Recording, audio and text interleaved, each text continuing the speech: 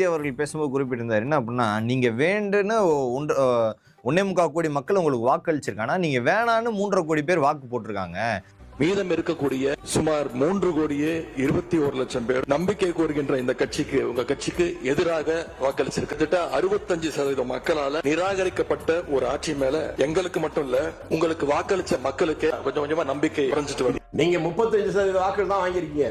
Majority மக்கள் உங்களை நிராகரிச்சிருக்காங்க. இது சொல்லும் போது அவருக்கு அரசியல்னா என்னன்னு புரியல, ஜனநாயகம்னா என்னன்னு தெரியல.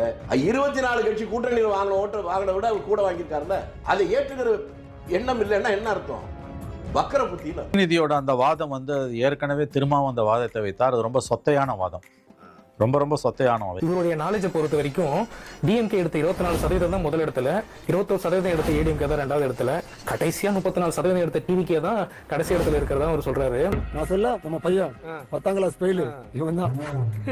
எல்லாருக்குமே வந்து அவங்களுக்கு வேணும்ன்றவங்களை விட அவங்க வேணான்றவங்க தான் அதிகமா வாக்களிச்சிருக்காங்க.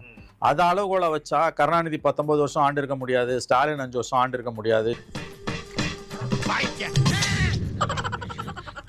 முந்தானேத்து ஆரம்பிச்ச கட்சி 2 வருஷம் தான் ஆகுது.